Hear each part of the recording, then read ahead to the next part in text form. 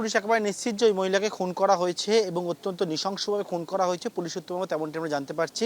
এবং কিভাবে খুনটি হয়েছে সেটা হচ্ছে এই যে বাড়িটি রয়েছে, যেটা আমার সহকর্মী দিব্যেন্দু দেখাচ্ছে, যে বাড়ির বাইরে একেবারে কিন্তু পুলিশ এখানে ঘিরে রেখেছে এবং ভেতরে হোমিসাইড শাখার তারা তদন্তকারীরা, অন্যদিকে হরিদেবপুর থানার পুলিশ উচ্চপদস্থ থেকে তারা রয়েছেন।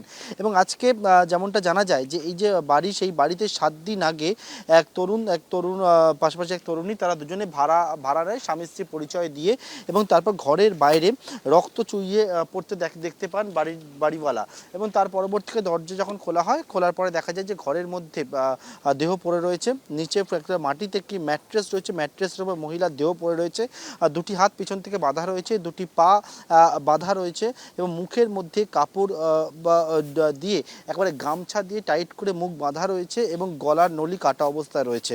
এবং নৃশংসভাবে খুনটি করা হয়েছে। তবে এই খুনটি কবে হয়েছে সেই বিষয়ে এখনও নিশ্চিত নয়। যারা তদন্তকারী অনুমান করছেন দিন দুয়েক আগে খুন করা হয়েছে, তেমনটা তারা অনুমান করছেন এখনো পর্যন্ত। অন্যদিকে মহিলার পরিচয় একটা প্রাথমিকভাবে পুলিশ জেনেছে, এবং সেই মতো সেই ঠিকানায় পুলিশ তার আত্মীয় পরিজনদেরকে ডাকার চেষ্টা করছে এবং ডেকে গোটা বিষয়টা জানার চেষ্টা করছেন।